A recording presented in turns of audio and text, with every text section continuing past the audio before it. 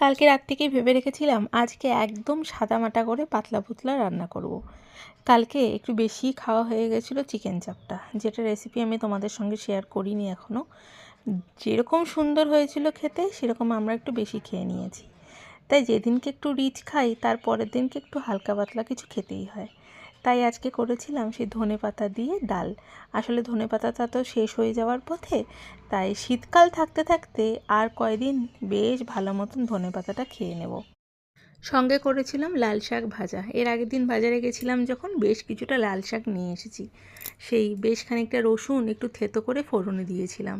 লাল শাকটা দিয়ে কয়েকটা লঙ্কা মাঝখান থেকে ছিঁড়ে দিয়েছিলাম, নুন হলুদ দিয়ে বেশ খানিকক্ষণ ভেজে তুলে রেখে দিয়েছি।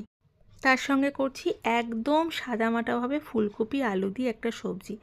একদম পাতলা করে ঝোলটা বানাবো, বেশি রিচ আজকে করব না। আর মশলার মধ্যে দিয়েছি হচ্ছে সেই আদা টমেটো আর দেবো লঙ্কা বাটা। আর তার সঙ্গে দিয়েছিলাম জিরে গুঁড়ো, হলুদ গুঁড়ো, কাশ্মীরি লঙ্কা গুঁড়ো, পরিমাণ মতো নুন। যেহেতু আমার মিক্সিটা একদম ঠিক হয়ে বাড়ি চলে এসেছে, তাই মিক্সিতেই সমস্ত মশলা এখন কিন্তু আমি তৈরি করছি। আর কয়দিনই বাকি বলো শীতকাল। তাই শীতকাল থাকতে থাকতে এই সব খাবারগুলো যদি মন ভরে না খেতে পারি, ওই শীতকাল চলে যাওয়ার পথে সারাটা সামনে শীত আসা পর্যন্ত মন খারাপ করে বসে থাকতে হবে। ফুলকপি বাঁধাকপি মটরশুঁটি তো এই সময় ভীষণ ভালো লাগে বলো। তাই যতটা পারবো মোটামুটি ধরে নাও এখন প্রত্যেক দিনই ফুলকপি মটরশুঁটি খেতে থাকবো, কারণ এখন ফুলকপির দামটা কিন্তু আবার মারাত্মকভাবে কমে গেছে। শীত পড়তে পড়তে যে হারে ফুলকপির দামটা বেড়েছিল এখন কিন্তু বেশ কমে গেছে। তাই একদম প্রত্যেক দিনই পারলে ফুলকপিটা আমরা খাবো এখন।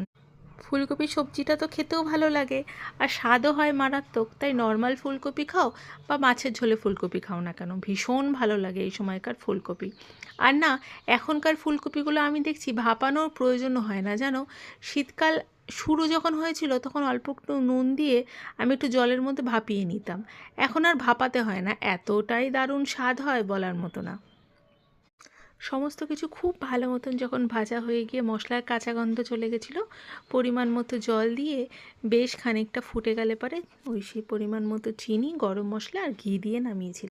আর তৈরি করেছিলাম আলু পোস্ত। ছোট ছোট করে আলুটা কেটে সেই কালো জিরে লঙ্কার মধ্যে ভেজে নিয়ে পোস্ত